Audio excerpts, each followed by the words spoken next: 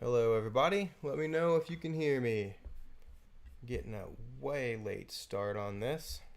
I'm gonna hop over YouTube, see if we're on there. Alright, cool, we are. Yeah, so yesterday, whoops, I think we should be pretty good. Stream should be pretty good, hopefully. But today I'm going to talk about basically motivation. I wanted to do a training session, but sometimes that just doesn't happen, and that's going to get us into talking a lot more about the other things that I plan to address or bring up, and those would be possibly anxiety / depression, all sorts of things. So if anybody wants to shoot any questions, go ahead, ask anything there. But those are the points we're going to really bring up. Let me know if you can hear anything. So we can talk about anything. Once again, I'm Joe. Hello, everybody. I appreciate you being here on the channel. Thanks so much. I'm going to head over here and see the actual. There we go. All right, get out of there. There we go. That's a little bit better. So let me know if you can hear me, because I'm going to take these things off in chat. Okay, cool. Got that. That should be all good. I like keeping that, bringing up the studio so I can see a little bit better. How's everybody doing today? Good. Can you hear me well? That's the thing. Do I need to adjust the volume? Do I need to go up? Do you need to go down? Lighting and all that pretty good. Like I said, maybe talk about some things that people are lax to talk about that happens for every single one of us. And that would be just motivation and how it ties into, okay, cool. Possible working with depression or anxiety, things like that, stress levels, what we can do. I've been going through a lot of stuff lately. Loss of a really good person in the community that is there all the time, and that's been making it tough. Everywhere I go for my work, parts of that is around, and it just makes things tough. People really, when there's good people out there, they really mean a lot, and it's incredible how it affects so many people. Luckily, I feel like I have several things that I can use. The most important thing to do, in my mind, and that's coming from someone that's professionally trained others and coached others since 2005. Wow, that's a long time. And then also ran a stress management business for the last 6 years. Is to have things that you can do to put yourself that are good and beneficial. Basically, eustresses, not distresses. So to have things that you can do when perhaps your day is hard or you're having a hard time, or the behavior or the things that you're going to do, the activities that you're going to do, will they be beneficial to you not only in the short term but the long term, the long run? So exercise is definitely one of those things. But I've read so many things, and I've been guilty of it as well, of possibly exercising too much, having multiple hour sessions, and I can't even imagine doing that now. When I first started training and no one told me not to, way back in the early 2000s, I would spend so much time at the gym, but back then it was better for me to be doing that than what I would be doing alternatively. So when someone tells me that they spend a lot of time doing an activity, it's like, well, is that more beneficial for you in that short term and the long term as well? than what you could have been doing or were previously doing. And if I think that that's good, then like I'm all for it. At the same time, sometimes people, myself included, I can let things totally shut me down if everything isn't the way that I would like it to be, training wise or something like that. If I don't have the time to make it to ride a bike, mountain bike, or if I don't have just the right equipment to train what was in my mind at that time, whether it's at home or somewhere. Sometimes I'm just absolutely exhausted. Like, is it beneficial to do the training session that you have planned, or is it more beneficial to get the rest that you need? I don't know too many people in my circle at all that get too much rest. I do know many people that have too much stress. Let's see. I just got a text from a friend that just showed this is what's cool about social media, that you can have so much information, but at that same time, so much of that information, there's all this like the fear of missing out. There is information that really doesn't help you. It just becomes too much it clogs your filter. It's too much. Like, there's so much out there to read, and you might not have a chance to actually implement any of it. If you're getting so much information, that's why I'm a big fan of really just sticking with basics. And when you have the basics down just right, then start adding them together. Some of my programs, personally, I might tell people that I think they're overwhelming, or they're going to overwhelm them just because the amount of changes involved.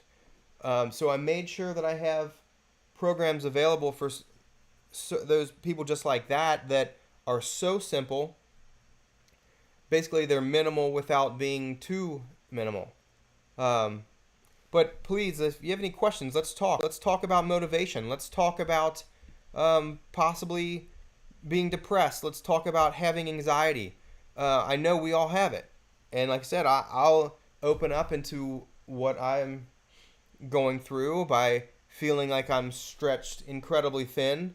And like I said, if it doesn't do any good just to hold everything inside, then again, to find people that you can confide in and talk, whether it's a therapist, whether it's an online therapist, whether it's just a really good friend, a relationship that is, you're giving as much as you're taking and all that. It's a balanced relationship. So yeah, let's chat. What are you anybody going through any stuff? Injuries in training can lead very, very fast to depression. Large injuries can really harm the mental state of people, athletes, everything. There are quite a few people that I run into that have had chronic pain, chronic injuries from different things. Some of them have broken bones, or they've possibly torn ligaments that will not allow them to train the way they want to. And perhaps that way that they want to is what's really benefiting them mentally, physically, and emotionally. But when they're not able to do that due to an injury or something like that, that can wear on them. So maybe that increases up the anxiety or the depression. So yeah, I'm a firm believer that you shouldn't just have one thing that can help you in that wellness aspect. So if exercise, physical movement, and stuff like that, lifting weights, is all you have, perhaps it's good to have. Hey, buddy. Hi, buddy. I just came back from Peter's house. Okay. Yeah.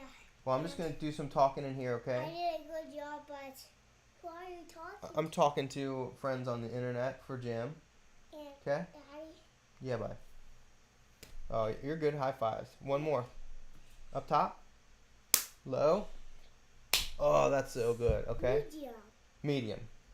Thank you. Well, I'll be back in just a little bit, okay? I have to finish up, okay? I gotta just finish. Okay. Because hey, Daddy, we get ready to go to Canada. I know, that's awesome. We get to pack.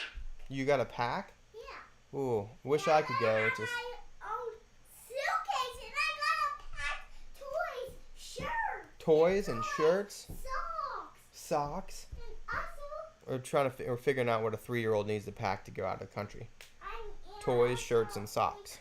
we kind of need new shoes. You need new shoes?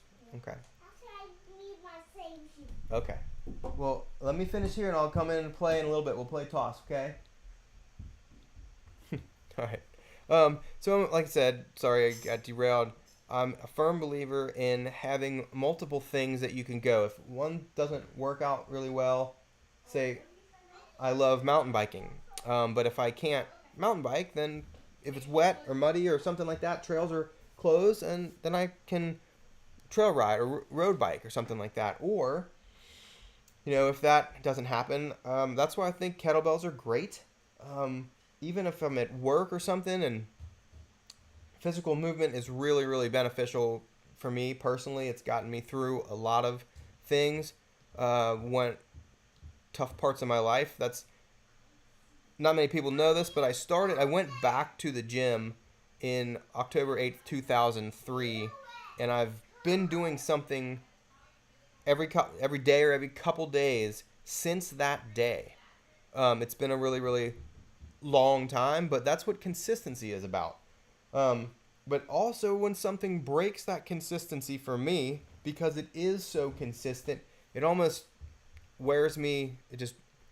It's very hard for me to deal with stuff like that, because it's been such a major part of my life. But that's why I like to have multiple different things. Yeah, if I was training kettlebell sport or something like that, if I couldn't make my training, I could make sure that I could go outside for a hike or something, even though it's not the same stimulation or not the same physical stimulation for, let's say, my muscle, my tissue, brain. It's still being in nature. It's still being outside. It's still doing something instead of being stuck on that couch, stuck in my head. Trying to read books and different things like that. Did I bring anything? Here's something I've been reading a little bit of lately. Power of thinking outside the brain and how your environment affects stuff like that. Just thoughts. So if I write a program, when I'm in different areas writing that program, it really, really affects the output and the creative process just by being in different environments. Trying to think, listening to different music or not, trying different foods, all sorts of things, having new experiences, it really, really changes your brain. And that's that you can usually tell when there's people that have had a lot of different experiences, both good and bad. They usually tend to have a more open mind about them, I feel. I could be totally wrong. Obviously, you may have had experiences that might be the opposite. But hello, everybody. If you have, leave your thoughts and questions down below, and I'll be happy to answer with my thoughts.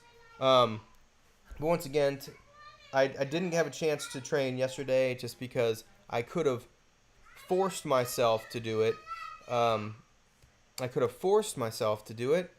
But the drive is there, but at that point it wasn't there exactly in the moment. I have some tattoos on my legs, on my ankles, looking down. Let me see if I can put them up here. I'm going to take this off. Oh, there we go. See that? Let me turn this around. There's a view. All right.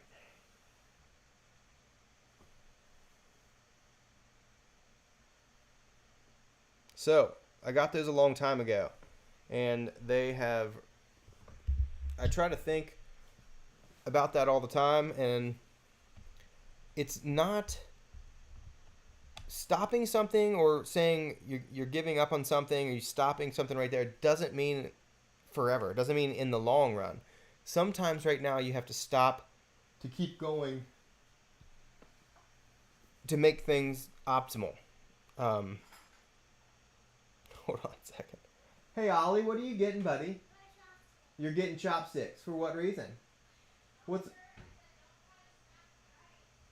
Hey, but I really need you to listen to Mommy right now, okay?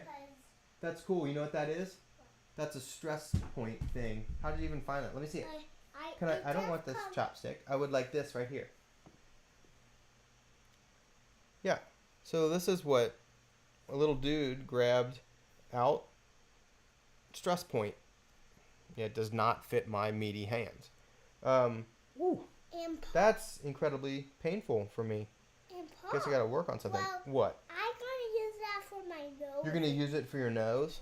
For my silly nose. So apparently, this is what the little guy's been running around doing. Here you go, bud. All right. Will you please listen to Mommy, okay? All right. So he's basically cutting off pinching his nose. In there, please, okay? Oh, that's silly. Yeah, so, okay. Letting stress take over and different things. There's a lot of things that we can do. You just gotta have a lot of different tools, okay? Coming back to your channel, anytime you're wondering about kettlebell stuff, just watch your old swing tutorial. It's been for a long time. What's up? Anyway, I'm glad to see people that haven't been here in a long time. I'm glad to see that they're back. Please leave some questions down there. And I do my best to help. Hello, how's everybody doing? Still hear me very well? Just wondering. Let's go over here. But yeah, that Extended Mind, it's a cool book. It's really interesting to see where mental health has came recently, how far it's come, especially with people talking about it. Of course, I do have a business that's based on that. At first, when I first started it, I thought flotation tanks were, and saltwater flotation was basically just going to be really physical. Went to certain seminars and conferences and learned a lot more of the research behind it and how it's beneficial for the nervous system. Not only that, but mental wellness processes and all that stuff. And so, yeah, that's something that I have that I try to do weekly. Sometimes I may need more and I don't get it, but it almost always helps me feel better. So if people haven't heard about flotation tanks, that flotation therapy, that is something you should definitely look into. Many of my clients, online clients, I've tried to find a place for them to go. There's centers all around. So think about meditation is it's hard for me to meditate no matter what. Everything keeps me focused. I like to pay attention to everything, but also it makes me stay in sympathetic fight or flight almost all the time. Let's see. So to be in a place, in an environment that doesn't promote that part of the nervous system is great for me. So the parasympathetic nervous system is what we're trying to activate if you are stressed out. Okay, let's see here. Years ago, a bad knee issue that was misdiagnosed. I didn't train for 2 years and lost about 25 pounds of muscle. When you're used to training and can't, it's very, very rough mentally. Absolutely. I'm already distracted by a yelling little 3-year-old. He's going through some stuff. But yeah, so Paul, I totally understand. It's very rough. What did you do to get through that time? I had a knee repair that was right in front. It wasn't a national competition. It was actually it was the IKFF 2015 competition in Michigan. It was my first contest back. It was literally about 2 months after I got my knee worked on, and that was rough. But yeah, so having a misdiagnosed issue, and not that means it probably took you a lot longer to recuperate from what the situation was. And yes, that can definitely be very mentally taxing or draining, let alone physically. Because if you think how quickly our bodies adapt to stimulus or lack thereof, like people when they hurt a knee or an ankle or whatever, they end up compensating with movement and things like that. So sometimes people hurt their knee, they end up hurting the back. So if that takes a lot longer time to resolve, it quite possibly could create other issues up and down, the body. But yeah, so hopefully you're back from that. But like I'd like to have possibly a list of things that people could do if if they can't train, like today, like I should be able to physically, I feel good. Mentally, I just don't have it right today. And I've tried to, like programs that I've made for people, I'm trying to push myself into doing it. I'm thinking about starting an accountability group, probably through kbmuscle.com. I'm actually going to pull that up right now and see if this is live streaming on there. Because I do have the live stream.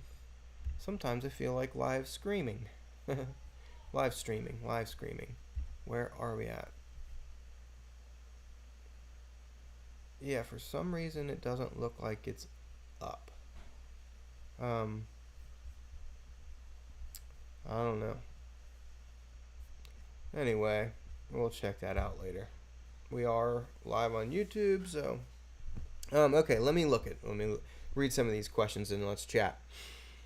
90. I'm really enjoying kettlebell. I feel it helps coordination and explosiveness. It helps me develop strength and skill simultaneously. As for growth, I like that it builds my body proportionally.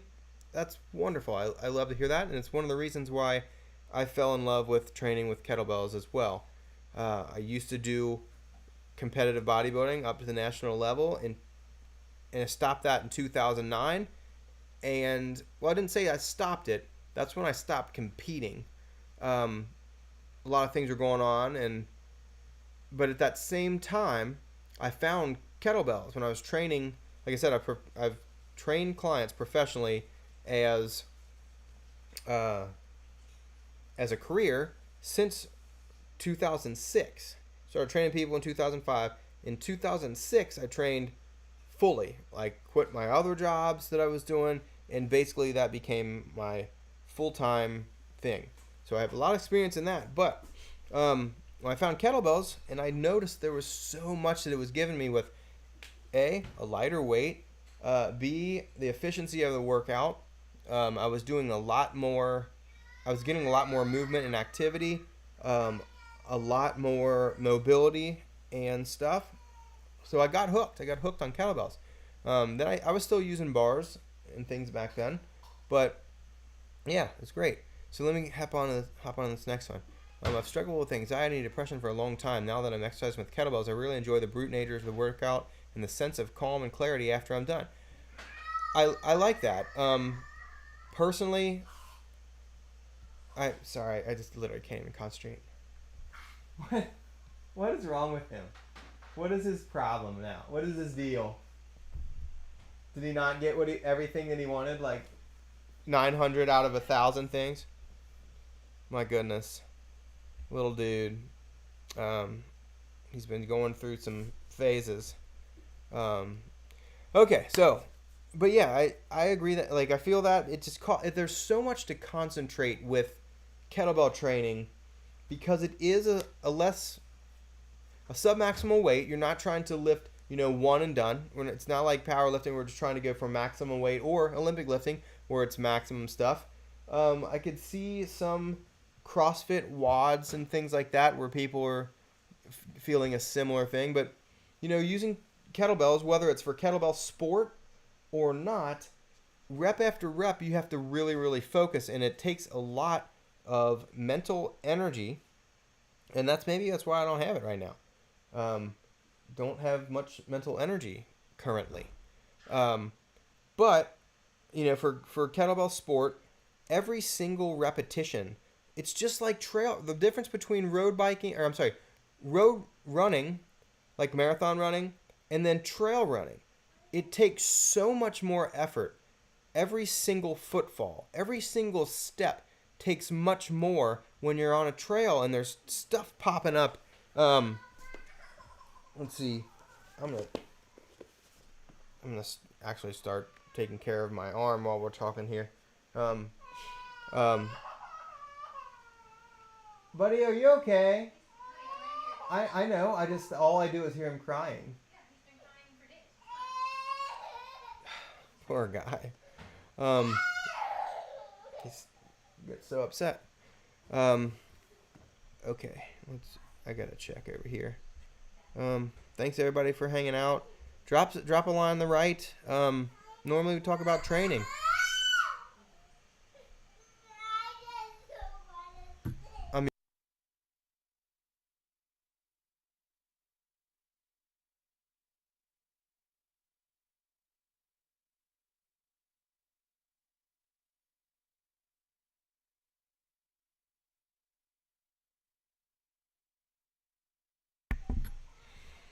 Okay, so maybe that'll help.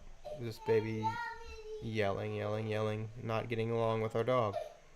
Okay, let me start reading. I totally lost my train of thought. This is why it's very hard for me to do stuff at home. But I'm literally torn. I would love to do much more stuff at home at the same time. This is one reason why I can't, or why it's hard. Okay, so let me get back into that. I literally don't know what I was just talking about. So if you could leave me a message about what I was just talking about, this is what stress does. It literally feels like it rots your brain. Let me read this back again. Let's see. Okay, so I think we were talking about, I was using the point of running versus trail running, and everything just takes so much more energy. Just to be in the moment. That is one of the most important things to do. So what I've learned and what helps me so incredibly much, absolutely drug-like effects from using the flotation tanks. Because when I'm out in nature, if I'm just trying to sit and be there and not move, I end up getting bit by bugs, sweating like crazy, all that stuff. And it just, to me, it's very, very distracting. So float tank, it basically takes a lot of that stuff away. The external stimulation is lowered very, very low. And the most important thing that you can possibly do is breathe. And that affects everything. So when you're training and you're not breathing correctly, it affects your heart rate, it affects your thought process, it affects everything, it affects your decision making. But that's such an important skill, is to learn. And I know it's like a buzzword now, breathe. It's popular. There's books being written about it. People are talking. You're listening to it right now on a podcast. Me talking about it. But a lot of these things are out. Like, I've had clients try to focus on different breathing patterns and how to focus on their breath. It's very, very important, especially if you're doing endurance type athletics.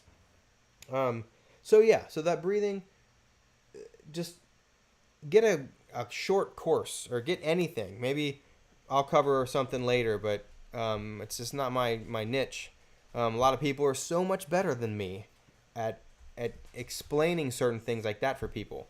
So I try to stay within my realm, my lane, whatever. But yeah, it's kettlebell are great. There's so much that it takes. But let me read this again. Okay, so T says a TBI, so traumatic brain injury. In 2019, I couldn't train for 11 months. In many ways, I feel like I'm still rebuilding. Kettlebells and programming helping a lot. Some days I don't want to go near kettlebells. It's important in non-physical stress management tools. Absolutely. There's one thing what I really, really like, and you can see I'm using it right now. I'm a huge fan, and I just got into a funny comment the other day, is... Oops, balls. I'm knocking everything over.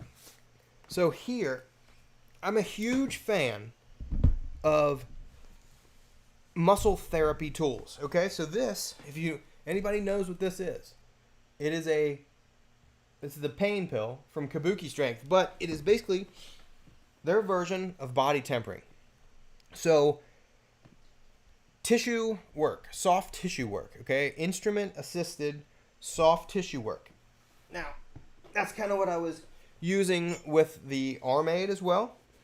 And this is something that calms me so much, like working on tissue. So here, if I want to work on areas of my hand, my arm, you can see, I got to pull this. This is, personally, I love working on tissue for recovery as much, if not more, than I do training, okay? Because I don't think you can recover almost too much. I think people need more recovery. One of the craziest things, let me tilt this down, maybe you can see what I'm going to do. I'll work this on, yeah, I'll tilt it down, we'll talk a little bit.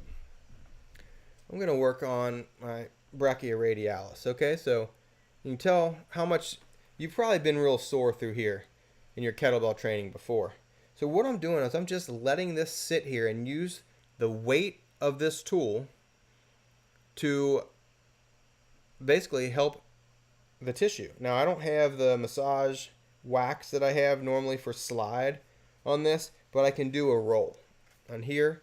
So this is like a 6-pound stainless. This is from Kabuki Strength, Chris Duffin's stuff. And if you know who he is, he's one of the strongest men, I would say, on the planet. I mean, the stuff that he has done is just absolutely wonderful. Donnie Thompson, first person that, had a 3,000-pound total in powerlifting, he created body tempering. And it's very interesting because certain things, since I've always been so much massage work, a lot of these tools and stuff they were doing, I was working a little bit on myself in very, very similar manners, using different tools, because you can't just get to a massage therapist all the time, and your hands get tired. So right now, I'm sitting, here's another one. Anybody knows what that is? Stainless tool. This can really work on areas to loosen up and get kind of hyper-targeted into sore spots, muscle tissue. So anyway, if you're doing kettlebell and we're working on stuff all the time, whoa, leanness is happening. I just noticed that. Oh, I'll take that any day. Anyway, so I'm going to start kind of working here. You can probably see, if I can get to a spot, like I said, there we go, right there. So those finger extensors, they get a beating in what I do. So I'm working on that tissue right here, rolling down until I find some spots and allowing that to kind of just work for me instead of just using my thumbs, which are tiring out. Anyway, so while we're talking right here, I have the big version, 50 pounds, sitting on my quads, and I'm rolling my quadriceps as we talk. Okay, so I'm always trying to be a little bit efficient, but this is one of those non-physical things that I can do that's putting me in the moment, putting me in the body. Instead of being stuck up in my head, worrying, constantly if I can do something different. Anyway, so let me go back here. Let me read this more. It's important to have non-physical stress management tools. Exactly. So I know this is a little bit of physical, but like if anybody says they don't have time to take care of like with mobility or just stretching and just understanding how your body works and feels, like I said, if you're training really, really hard, you're making those muscles tense and dense. Okay, so that tissue needs to be able to be worked out. Not by working out, but the tension and the relaxation needs to be able to happen. So deep tissue massage and stuff like that can actually activate the parasympathetic nervous system, and that's what we're looking for after hard training. Okay, so hard training, that really activates your sympathetic nervous system. Is that better lighting? I can't tell. I don't know. Let me get back to here. But yeah, that's something that I do personally, and I have done for a very, very long time.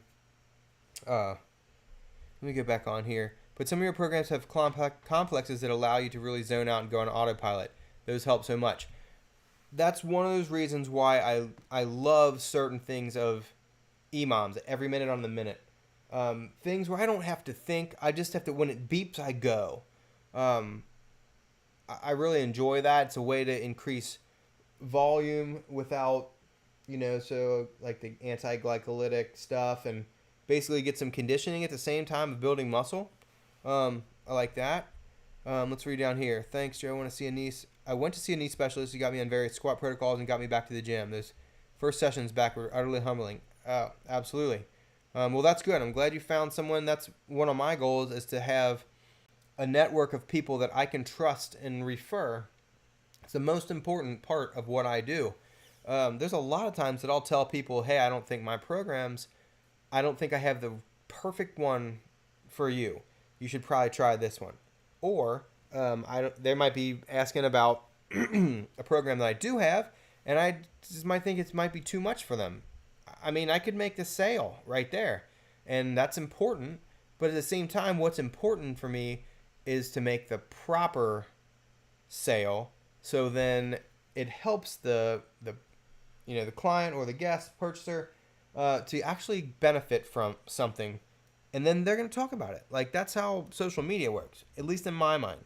So I really appreciate when everybody sends, recommends friends and sends stuff like that. Different things. Can you see me, or is it too dark? I'm going to turn that back up a little bit. It's getting dark out here. Too bright or better? I don't know. Okay, let's get back here.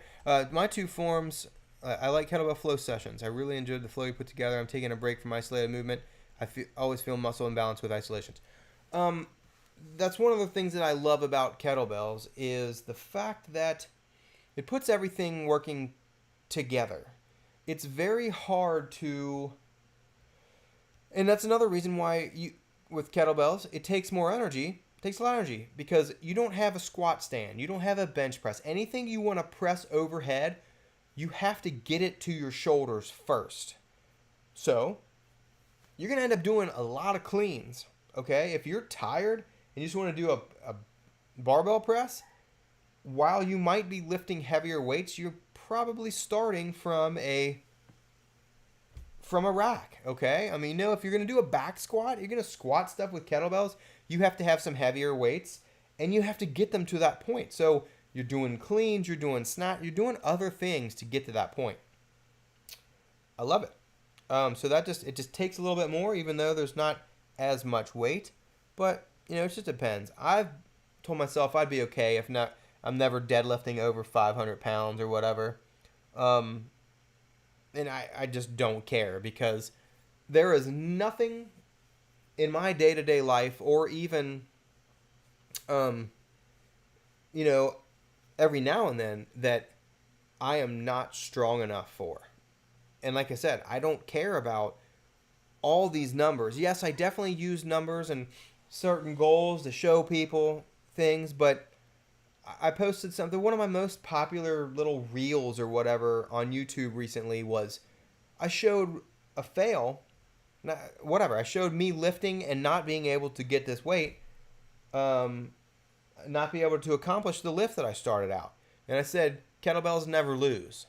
It went incredibly popular, like thousands of views just in the first hours. And people understood it. Like, that kettlebell, it's never going to lose. It's just there. It's just a tool. It's always, now you can beat it, you can win against it, you can fight it, whatever, but it's always going to be there. It's not losing. You're just going to use it for a tool. So if you think it's coming down between like ego and like always having to win against something, and you get upset if you don't, we got to change that outlook. I used to, and there's probably videos out there, I used to lift weights, and when I couldn't get something that I thought I should be able to, I would get so mad, and I remember the first time I was ever trying to deadlift close, like over 500 pounds. Like it took weeks, and I was so close to doing it. And one time when it didn't happen, like I remember literally like kicking weights or throwing, you know, something. I'm like, what in the world? And then I guess it just took that, and I just kind of rolled and just left it. But when I told myself I'm strong enough for sure, and if I never get any stronger, like there's sometimes I can snatch 48 kilogram kettlebell 20 times in a row, and there's sometimes that I'll pick that thing up, and everything that I'm feeling tells me not even to try, and I'm totally fine with that. Because I know maybe the next time I pick it up, it's going to be like a possible PR or something like that. Okay, let me go back down here. Two forms of activity are kettlebells and yoga. That's awesome. I mean, kettlebell, I like to tell people kettlebell can be a strength yoga. I've taught many yoga instructors over my time as a coach, as a kettlebell coach. Absolutely, so many. And I love it. So what I do with them is a lot of times we all gravitate towards what we're good at. Okay, I can guarantee that. We gravitate towards what we're good at. I'm fairly good at kettlebells and squatting, so I like to do a lot of leg stuff. I think we can use that to our advantage. When I train people, I try to tell them that I think let's use your strengths to build some of your weaknesses. And then let's try to work on your weaknesses to enhance the strength. But at the same time, if you're not helping someone enjoy what they're doing, they're not going to stick around. That's one of the biggest things I've learned as a coach. No matter what the most optimal thing that I could think of to give to someone, to you or whatever, if you're not enjoying overall enjoying it, not every time is great, not every set is great, not every workout's great, but overall, if you're not enjoying trying it, you're not going to keep up with it. So that's one thing that I love about kettlebells. It's one thing I love about riding trails on my bike. Overall, it's always enjoyable. It's so enjoyable. Even if I get out and possibly break a chain, I've got a mile or two in, I'm feeling better than I did before. If I doing kettlebells and I possibly tear or something like that, overall, I feel better than when I didn't. But I got to keep that in mind, that it's not always perfect all the time. It's not always exactly fun all the time. There's a lot of thinking involved. But mindfulness, let's get back to that. I think mindfulness is a really big one. Big part of training, big part of recuperation. Let's see, was that insert ad? Ooh, I can insert an ad here. Anyway, okay. What about cold months? Okay. All right. Good call, Jesse. Now, I have a trainer. I have a Zwift trainer that I have in a basement, and I can jump on that. I have a rower machine that I took from my gym, and it's in my house now. So it's close. It's not the same, but it's still keeping that base up. It's like if I just won a gold medal at the World Championships in kettlebell snatch. I'm not snatching every other day like I was back then, but I still am snatching in the week. If I stopped totally, I would lose so much. But right now, I could snatch a 28 kilogram. I guarantee 50 in a row on each side. So what that is, I've built this base up, and I want to maintain that base. So general prep is important to me. It's not going to be specialization, but general prep, generally, it's going to be really good. I want to maintain that level. So I'm not going to have all the trail bikes. I'm not going to have all the roads. It could be cold. It could be wet. It could be whatever. I'm just not that person where I love biking, but I like it to be enjoyable. I can always train like kettlebells and stuff inside or whatever. But yeah, so I do some of that stuff. A trainer inside. That's what I do. So yeah, still biking, just not the same style, same kind. I know a lot of people think trainer's not the same at all. But like Zwift, watching Zwift or Trainer Road or some online computer thing, I think it's fun. Um, so there, I do that. I'm trying to think. Anybody have any other questions? The biggest thing, like I said, I didn't train today. I might just do some light. When I say light, I don't know. I have a 32 kilogram kettlebell right across the room. I just might do some regular two-handed swings. Maybe do sets of 10. I'm like, the thing is, it's not. I don't have to do a max set of anything anymore, unless that is like a goal. And even when I do kettlebell competitions, I never train max reps or max sets, because that is competition. I feel like max sets should be held for your competition, because that's when you have the chance for injury, you have the chance to tear something. So I would much rather train more often and 80% or something like that, than risk something that's going to cause me to not be able to train at all for a while. So let's see. Yeah, I just might do some. I'm not going to do 50 swings in a row of, a 32 or a 48 or something like that. But I might just do 50 swings, cutting by tens. Might do some presses overhead, things like that, but nothing crazy. But maybe that'll get my brain in a better place for possibly tomorrow. Once again, like I said, it's anxiety, depression, stress, all that. When there are too many stressors, even if they're good, if your body and mind can't handle that, like a lot of times people, they over exercise. And what that does is it puts us in that sympathetic nervous system where it may be hard for sleep. Your body becomes very, very, maybe you're really, really hungry, or maybe a person that doesn't eat. Like there's like, I don't know the exact reason why, but I know a lot of times people are very hungry when they're stressed out, and then sometimes people don't eat whatsoever when they're stressed out. I think a lot of times the best thing to do is find out what type of respondent or responder you are, and then work with that. Here's one thing that I've watched a bunch lately, and I'm glad people are talking about it finally, is, let's say, like female and menstrual cycle and stuff like that. There's a lot of talk about how timing your training in those weeks of the month can change, and they can change drastically, and that's totally fine. You're never going to expect to be better than you were yesterday all the time, or even last week.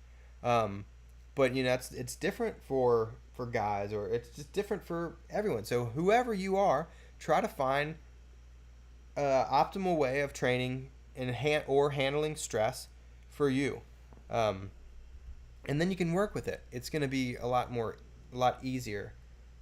Personally, I'm good at short bouts of exercise. I would love to spend 5 to 10 miles. Like, I have so many friends that get to ride their bikes 50 whatever miles a day. And then I'm like, oh, yeah, they don't have kids. Oh, yeah, they're either, they work from home for a certain amount of time and that's it. Or some are paid to do it. Just like I'm paid to work with kettlebells and stuff. Some people, might want to do that, but I would love to ride more bikes. It's not in the cards for me right now. And I just can't I do kind of get upset about it, but I can't let that drive me. So I have to find other things that'll, fill that need or scratch that, whatever. Let me get on here. Okay, what about, off topic, do you take supplements? Oh, interesting. Well, it's going to be one of my recent videos. I haven't been taking anything lately. Normally I take creatine, and I have ever since I was 18, maybe 16.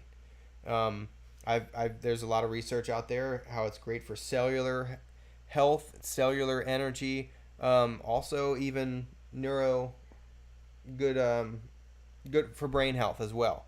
helps with ATP, helps with um, cellular energy. It's not just for getting big or whatever.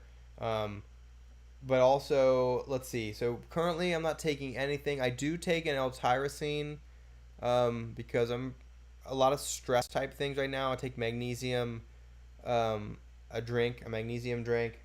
I tend to use my flotation tank. If I clean the tanks, always will lay down for 30 minutes before I'm in there cleaning the walls and everything. But I'm a big fan of certain medicinal mushrooms, and those would be like cordyceps and lion's mane, reishi, and different things like that. So yes, I do take um, um, so yeah, a bunch. Sorry, I just reading that. I'm liking mushrooms, especially lion's mane helps with nerve regrowth and other things. Um, Interestingly, I when I went to Portugal, I didn't take any supplements with me at all, except in a mushroom tincture for immunity. And it was a blend of like 5 or 6 different mushrooms, and many people I knew kind of got sick around that time, and I didn't. So I don't know, maybe that helped. Um, Cordyceps is helpful for the lung function, oxygen uptake, and uh, overall energy. So I try to take that a decent amount of times. I feel like my cardio conditioning was better than it had been in a long time, especially after having COVID in January. So I'm gonna keep taking that. Take it more often. Let's get back here. I tried some creatine when I first started way back in high school. Everyone discouraged me by saying I wouldn't keep my gains. I Some of the stuff is so silly. Like, creatine was one of the absolutely most researched substances out there for strength, muscle growth, and everything, and that was back then. And now, for the cellular energy, like it's even helpful for elderly, non-lifting people, for things. I don't have the research off the top of my head, but I've read that. You can look it up. Trying to think of other stuff, and I don't take it right now. I did not lose all my gains. Can I press a 48 kilogram kettlebell, maybe 1 rep less than I did before? Sure, that's not losing gains. People are so ridiculous when it comes to everything being a measurable. It has to be, what's the word? A numerically measurable thing. I'm sure there's a phrase out there for that, but that's one thing that I can't stand, especially even with time. People are like, well, how long do I rest? Do I have to do these 30-second rests? I'm like, no. You can get a heart rate monitor, and it can tell you exactly when you're ready to go. But there's a lot of different things we can work with. I don't feel like everything that's out on the internet is solely made for your best interest. I think mostly what's put on the internet is what's made for the person's interest who created it. Yes, I'm kind of biased. I think I make some of the best kettlebell-based programs out there. But also there's other great people too. And go find, I know quite a few. But yeah, so I'm probably a little bit biased. But if you're here, I can guarantee that that you're here for a reason. And it's because I do care.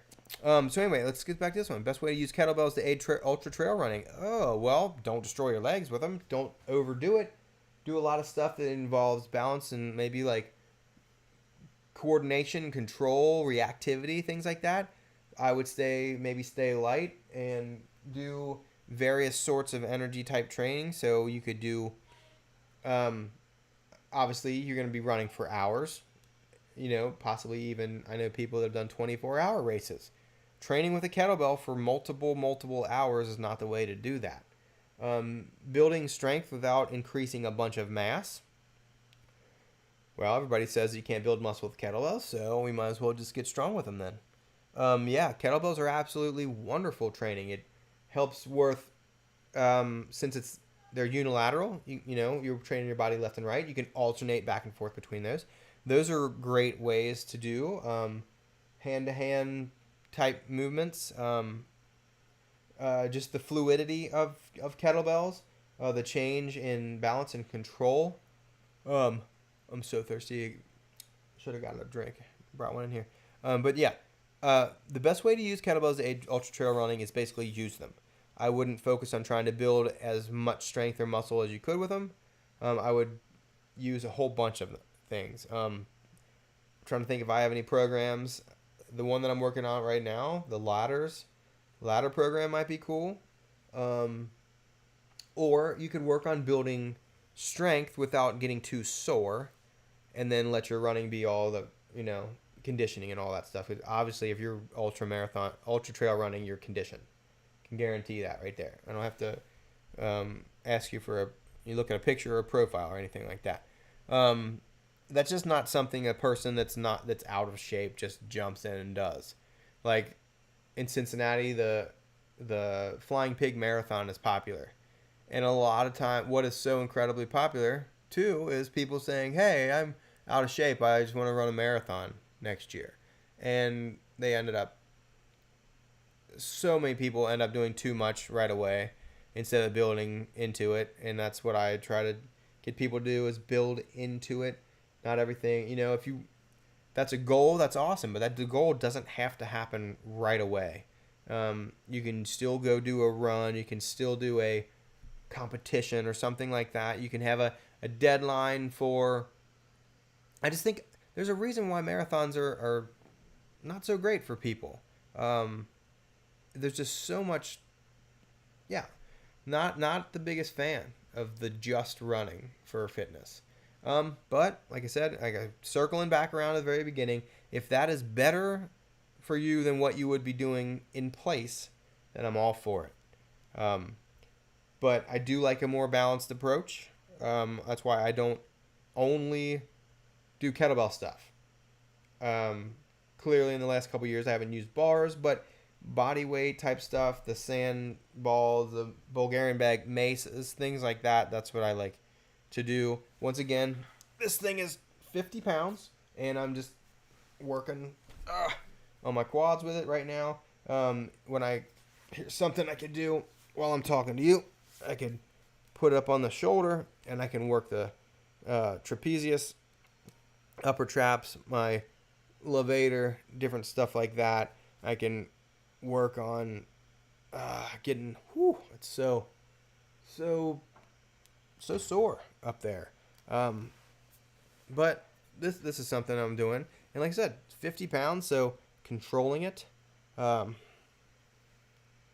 it's real tight on that side. It's not even letting me move my head down to the right, so kind of going through that range of motion while this is pinning and stretching. It's pretty good. So anyway, if anybody has any other questions, hopefully I thought that was going to stream on kbmuscle.com, but you know, if you have any questions, leave me a message. I think I figured out my conversations through there, so if you want to send a message through KB Muscle, I'll get it as early as the morning, sometimes right away. But anyway, hope everybody's doing well, and always feel free to message any questions that you may have. It gives me ideas to create videos, stuff like that. So I will talk to everyone later, and have a good night.